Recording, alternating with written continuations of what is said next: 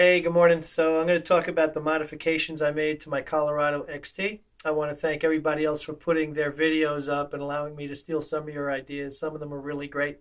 I'm going to explain what modifications I made, why I did it this way, and some of the parts we're going to talk about pricing a little bit. So first I'm going to start with the electric, right? So there are videos on YouTube that talk about taking the head off the motor and using the switch that's inside the motor for the electric. So a couple of different variations I saw was this with a tubing of some kind or PVC. I went with the tubing on this because even though the PVC looked better and will probably give me a tighter seal, if something goes wrong or something happens to the motor and I have to swap it out, I was worried about having to saw off or cut the PVC and do more damage to what I was trying to fix. So for a down the road type of thing, I went with the corrugated tubing. This is 1-inch corrugated tubing, so it fits really tightly over the shaft. There's a little bit of opening and a gap in the tubing. So I used electrical tape to seal the gap, used a clamp to keep it shut, and you can see where I used goop. I used this waterproof adhesive to really make it waterproof once I had it sealed.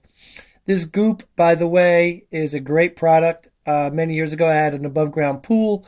I had a leak in the liner. I went into the pool, used the goop, never took the water out of the pool, and it still held for years. That's how good that goop is, so I really trust it. So I used the corrugated tubing with the goop and a clamp, really easy. Now I'm going to come around the other side of the boat. The corrugated tubing then runs from the motor down to my switch box. The switch box was probably the most expensive part of this particular piece of the project. The box itself, I think, was $7 or $8, about $8, I guess, and the top was $5, so it's about $15. And the switch, this switch is the original switch that came off the Minn Kota motor. When you take the head apart, you will find that switch. Everything is color coded, so when you take it off and go to rewire it in, it's really easy. Just follow your colors. The corrugated tubing, well, I bought 2 packages. They were about $3 or $4 a piece, so that's about $8 in tubing. I used 2 pieces, one for my power on one side and one for the circuit for the motor on the other side. And again, I used the 1-inch corrugated tubing, and I really kind of jammed it into the 1-inch hole to get some overlap inside the box to make it waterproof. And again, used the goop to seal it off. So that is a very watertight connection. I should be good with that out on the water. On the bottom of that box, I also put a strip of Velcro because when it's next to me and I'm on the water, I'll have the pontoon here with the fly patch, so the Velcro will sit on top of the Velcroed fly patch. I already had the Velcro in the house. I do not remember what I paid for it, but it'll stay nice and secure and dry. And the clamp, I think, was about $1. So for this particular piece of the project on the electric alone, it was probably about $30, maybe a little bit less. So not a whole lot of money spent, but I no longer have to reach back for the motor. The transom for the motor, it came with 2 6-inch options, left side and right side. I went to Home Depot and I bought 2 pieces of stainless steel, and I used the goop to adhere it together and make sure it's waterproof. And I bridged it. I went 12 inches, so I was able to overlap the left and right side transom. Then I used the mounting metal that came with the boat and just drilled holes into my new transom so it can support the motor. Each piece of stainless steel was $8, so that was $16, and a couple bucks for the screws, for the bolts and nuts. So that was less than $20 for that piece of the project. And now I've got center control and my electric. Next thing we'll talk about is the steering. There are a couple things I did here a little different. Someone online had a version where these eye bolts were underneath the boat closer to the propeller. And I really liked that option because it looked better. You don't have to see this above the boat. On second consideration, I didn't go that route because if something happened or something broke or not came loose or whatever, I can't fix it from underneath the boat if I'm on the water. I can keep an extra piece of this nylon cord with me on the water, and if I need to repair it, I could do it on the fly on the water. So I think I like going above a bit better. I went with nylon cord on this instead of bungee because the bungee cords are going to be really, really tight.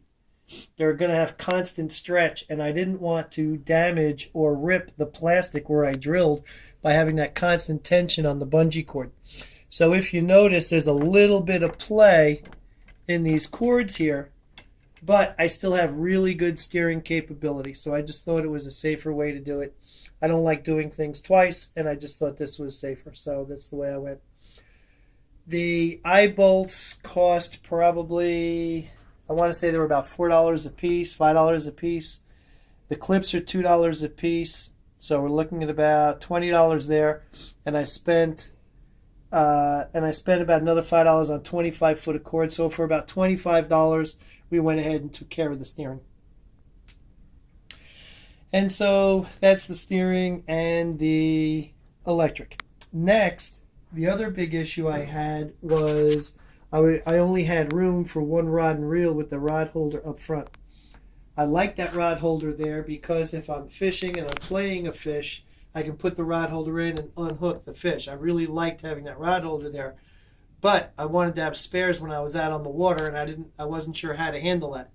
So what I did is I bought this rod holder from Cabela's, and I want to say it was about $25 on sale, and I mounted it to a 2x4 in the back rack.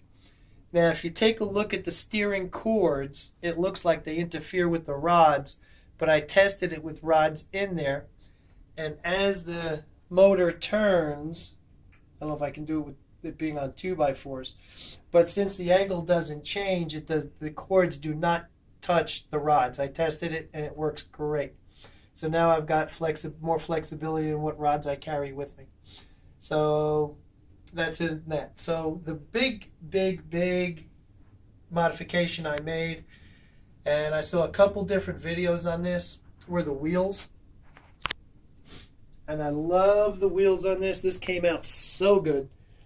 That's probably about an 18-inch rod. What I did is I went to Harbor Freight and I picked up 2 of the same wheels. Then I went to Tractor Supply Company and bought the axle. And it's a perfect fit. I used PVC between the axle and the tire so it won't slide back. And then when I used the cotter pin in the front, the tires don't slide forward. So everything there is just really perfect.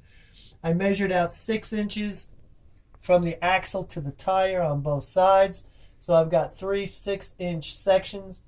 I gave myself about 1 inch or so to drill the hole for the cotter pins, and that modification just worked out beautifully. When I grab it by the handles up front, I could just wheel this thing all over the place. It's beautiful. I love it.